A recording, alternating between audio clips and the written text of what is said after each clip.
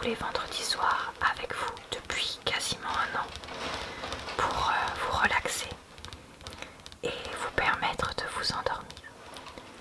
Si vous souhaitez voir mes vidéos précédentes, elles sont toutes listées en barre d'informations. Donc n'hésitez pas à retrouver les autres parties si jamais vous ne les avez pas encore regardées. On est dans le chapitre 21, si je dis pas de bêtises, ce sera marqué en barre d'infos. Et Jane est retournée à Gateshead puisque Madame Reed demandait à la voir. J'en étais ici, dans la page. Est-ce le portrait de quelqu'un que vous connaissez? Demanda Elisa, qui s'était approchée de moi sans que je m'en fusse aperçue. Je répondis que c'était une tête de fantaisie et je me hâtais de la placer avec mes autres dessins. Sans doute je mentais, car c'était le portrait frappant de M. Rochester. Mais que lui importait, à elle ou à un autre? En ce moment, Georgiana s'avança également pour regarder.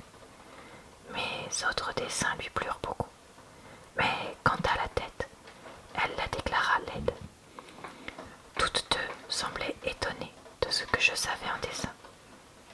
Je leur offris de faire leur portrait, et chacune posa à son tour pour une esquisse au crayon. Georgiana m'apporta son album, où je promis de mettre une petite aquarelle. Je la vis reprendre aussitôt sa bonne humeur. Elle me proposa une promenade dans les champs. Nous étions sortis depuis 2 heures à peine, que déjà nous étions plongés dans une conversation confidentielle. Elle m'avait fait l'honneur de me parler du brillant hiver passé à Londres 2 ans auparavant, de l'admiration excitée par elle, des soins dont elle était l'objet. Elle me laissa même entrevoir la grande conquête qu'elle avait faite. Dans l'après-midi et la soirée, j'en appris encore davantage. Elle me rapporta quelques douces conversations, quelques scènes sentimentales. Enfin, elle improvisa pour moi, en ce jour, tout un roman de la vie élégante.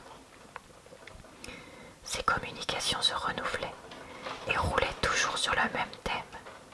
Elle, ses amours et ses chagrins.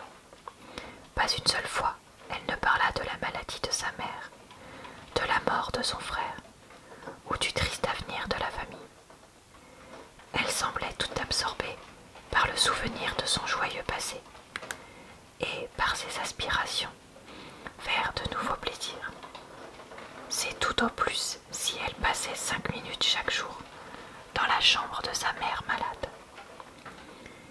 Elisa continuait à peu parler. Évidemment, elle n'avait pas le temps de causer. Je n'ai jamais vu personne aussi occupée qu'elle semblait l'être. Et pourtant, il était difficile de dire ce qu'elle faisait, ou du moins de voir les résultats de son activité. Elle se levait toujours très tôt, et je ne sais à quoi elle employait son temps avant le déjeuner. Mais après, elle le divisait en portions régulières, et chaque heure différente amenait un travail différent. 3 fois par jour, elle étudiait un petit volume. En l'examinant, je reconnus que c'était un livre de prière catholique. Un jour, je lui demandai quel attrait elle pouvait trouver dans ce livre. Elle m'en répondit ces seuls mots: la rubrique. Elle passait 3 heures par jour à broder avec un fil d'or un morceau de drap rouge, presque de la grandeur d'un tapis.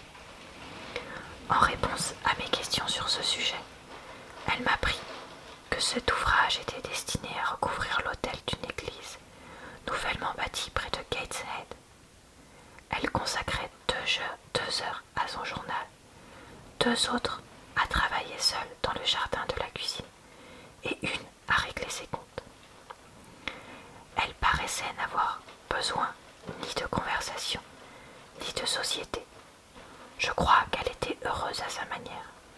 La routine lui suffisait, et elle était vivement contrariée lorsqu'un accident quelconque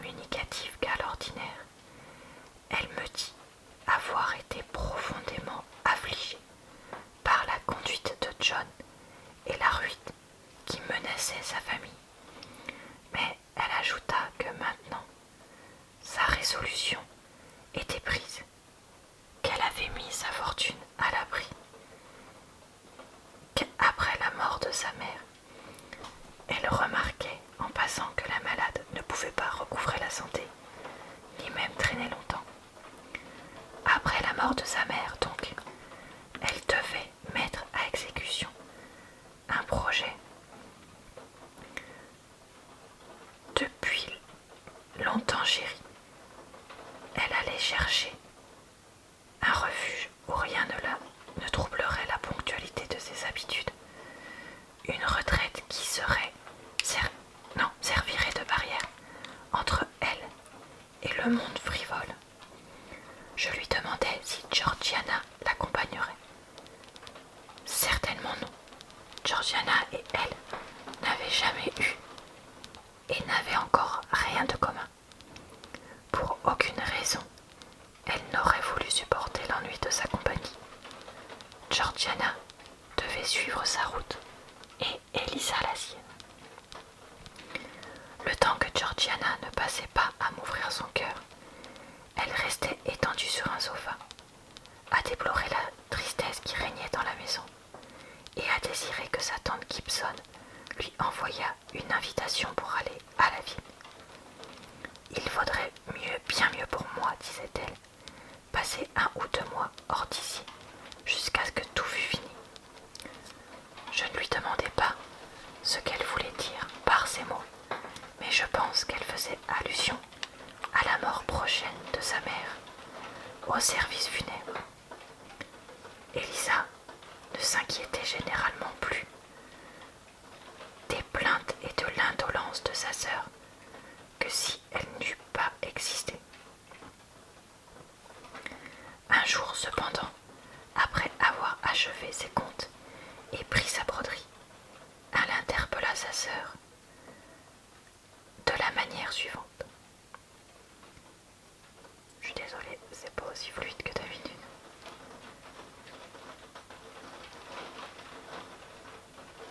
Je vais peut-être faire pause. Ce sera Georgiana. Certainement jamais animal plus vain et plus absurde que vous n'a eu permission d'embrasser la terre. D'embarrasser la terre, pardon. Vous n'aviez aucune raison pour naître, car vous ne vous servez pas de la vie. Au lieu de vivre pour vous, en vous et avec vous, comme devrait le faire toute créature raisonnable, vous ne cherchez qu'à appuyer votre faiblesse sur la force de quelque autre. Si personne ne veut se charger d'une créature lourde, impuissante et inutile, vous criez que vous êtes maltraité, négligé et misérable. L'existence pour vous doit être sans cesse variée et remplie de plaisir. Sans cela, vous trouvez que le monde est une prison. Il faut que vous soyez admiré, courtisé, flatté. Vous avez besoin de musique, de danse et de monde, ou bien vous devenez languissante. N'êtes-vous pas capable d'adopter un système qui rendrait impuissants les efforts de la volonté des autres? Prenez une journée, divisez-la en plusieurs parties, appropriez un travail quelconque à chacune de ces parties. N'ayez pas un quart d'heure, 10 minutes, 5 minutes même, qui ne soit pas employé, que chaque chose soit faite à son tour, avec méthode et régularité, et vous arriverez à la fin de la journée sans vous en apercevoir. Vous ne serez redevable à personne de vous avoir aidé à passer le temps. Vous n'aurez demandé à personne sa compagnie, sa conversation ou sa sympathie. En un mot, vous aurez vécu comme devrait vivre tout être indépendant. Écoutez ce conseil, le premier et le dernier, que vous recevrez jamais de moi. Et alors, quoi qu'il arrive, vous n'aurez pas plus besoin de moi que d'aucun autre. Si vous le négligez, eh bien, vous continuerez à vous plaindre, à traîner partout votre indolence et à subir les résultats de votre stupidité, quelque triste et insupportable qu'il puisse être. Je vais vous parler franchement. Ce que j'ai à vous dire, je ne le répéterai plus, mais j'agirai en conséquence. Après la mort de ma mère, je ne m'inquiète plus de vous. Du jour où son cercueil aura été transporté dans les caveaux de Gateshead, vous et moi serons aussi séparés que si nous ne nous étions jamais connus. N'allez pas croire que, parce que le hasard nous a fait naître enchaîné, même par le lien le plus faible. Voici ce que je vous dis.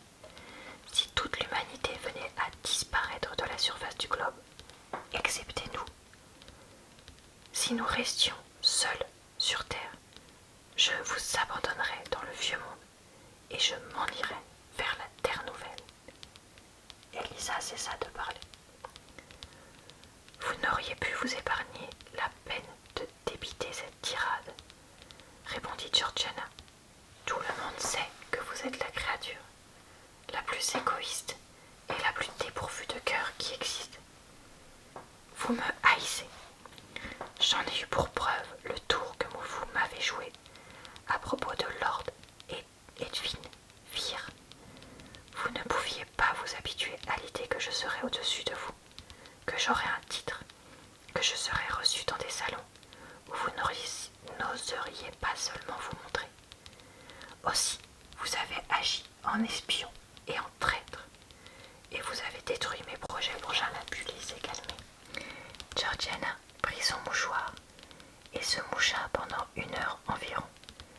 Elisa demeura froide, impassible et assidue. Il y a des gens qui font peu de cas d'une tendresse véritable et généreuse. J'avais sous les yeux 2 natures chez lesquelles ce sentiment n'existait pas.